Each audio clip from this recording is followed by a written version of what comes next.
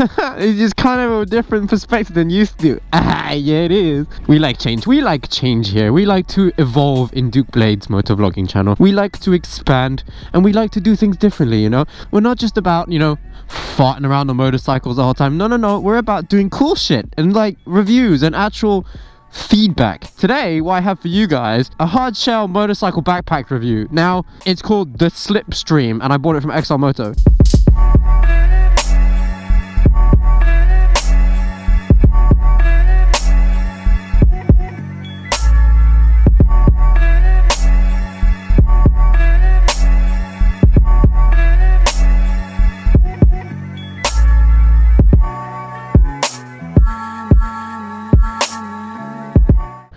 Now, before you guys say to me, oh, Duke Blade, Daddy Duke, you know, but why have you got your visor down? Well, my children, let me tell you this, it's because it is so cold today that my whole face has gone absolutely bright pink, and it is not particularly attractive.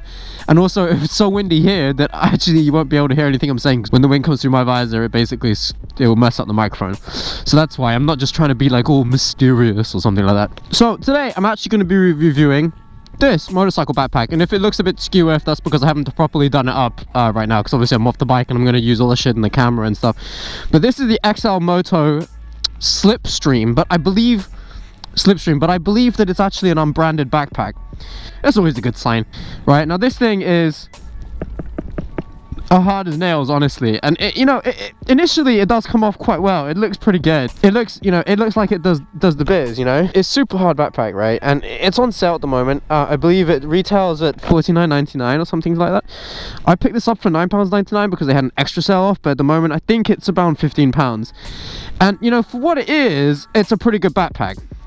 Essentially what you get is 10 or 15 litre backpack. You can fit most of your stuff in it, right? You can fit your if you have like a small laptop, you can fit that in there. Change your clothes if you want to like take off your riding gear and stuff. What's interesting about it is that it opens from the inside. So that's what the underside looks like, and it opens from the inside. The zip is all around here. I mean, you can fit all that stuff in, but for me, this motorcycle backpack, I bought it because everyone says, you know, oh, hard shell motorcycle backpack. I wanted to be able to slice through the wind, you know, I wanted to go like straight through the wind. That's what these are marketed as. They're marketed as and this is from all brands, from all hard scale motorcycle brands. They're marketed as like a fix to sort of motorcycling woes, right? But there are several issues with this that I'll get into, and I've had this for about 3 or 4 months now, and I've only really used it twice because I found it a little bit unfulfilling, to be completely honest with you. So my first issue with this backpack is that it's not big enough to really carry any of your motorcycle gear in it. So the whole point is, yes, okay, you can bring a change of clothes and stuff, but if you're not staying overnight somewhere, you're essentially you shoot yourself in the foot, really, because okay, fine, you can change your clothes out there, but what are you supposed to do with your riding gear? You can't put your boots in there. It's not big enough. You know, you can't put leathers in there as well, because it just doesn't have the capacity for it. The other issue as well is that I find that it's actually very uncomfortable when you are wearing a race suit. So for instance, I have a race hump here. You can't see it from my hoodie, but I have a race hump on the back, and when it has stuff in, this doesn't form around your back. It really doesn't. It kind of causes pressure on your underside, on the small of your back here, which is really uncomfortable and really not something that I was looking for. The other thing as well, and this is what I find, I think that these things, in my complete honest opinion about hard shell motorcycle backpacks, is that it's a marketing gimmick. This is the Slipstream, right? And that implies that you'll be able to slipstream through the wind. You won't have any wind resistance or wind drag. That's what they're marketed as.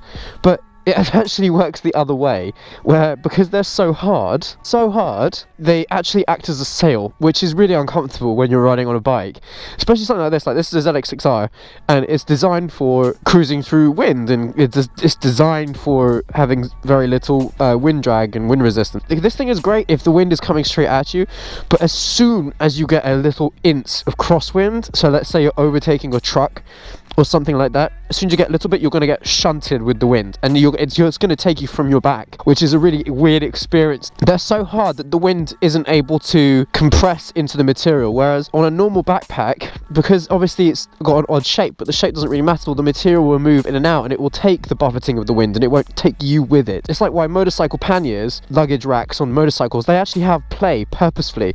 So the bags, on the boxes, once you actually move them on the bike, they'll move like this much. Very small amounts, but they still move because it's it's supposed to take and give from the different acts of the wind, right? However, it is very waterproof. That is the one thing I will say about this. They're very, very good with water. I've ridden this once or twice in the rain, and none of my stuff got wet inside. So that's probably one of the best things about it. Would I buy one again? Yeah, I would probably, for the price. I got this for £10. You can't really go wrong with that. Like, at the end of the day, this is 10 quid.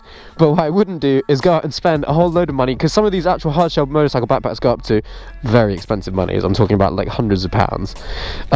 It's probably not worth it for me. But this one was, because it was a tenner, right? And it also, I mean, it does have enough space to carry all your faffery in it as well. Like, you got enough space for your makeup and stuff. You can't really complain about it too much. Right, so what I've done here is I've actually set my GoPro up on the back so you can see my arse and my back, but mainly my arse, of course. Lucky things. So you can see how the backpack actually performs when we're riding at speed and whatnot. Like, up to about sort of 60 miles an hour, it's alright. So it's kind of like, it's perfect for putting around town with and stuff. But after that kind of speed, it just doesn't really cut it for me. Some people think that it offers kind of like some level of protection over a standard backpack when it comes to if you fall off or you got this hard shell on your back. Well, I would actually argue that this thing's probably more dangerous because it will flip you over off your back if you are wearing one. You know, I can't really be sure if they've actually crash tested these things and actually sees what happens and the effects on the body when you do actually come off. But from what I can probably feel is that it is going to flip you over onto your front. So let's see what it's going to be like on the speedy bits. And by speedy bits I mean actually at the speed limit.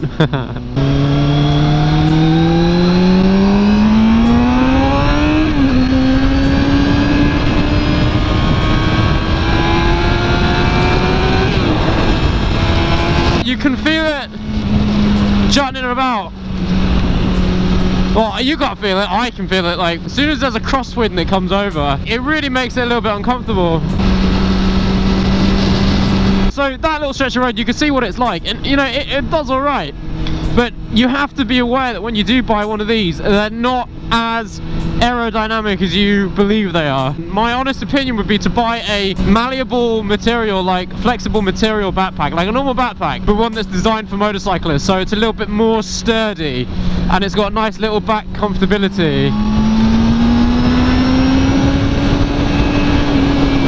Because you're going to be disappointed, especially if you buy it as an expensive one. Is this person actually going to turn right, or are they just indicating for the giggles? Oh, he's actually, and his brake light's not working, but at least he indicated right and he's going right. Well done. Thanks for watching this video, guys. My name is Stu Blade. Peace and love to you all. If you do enjoy this video, please share it amongst your friends, give it a like, and even better, subscribe, and I will see you in the next video. Ciao, ciao.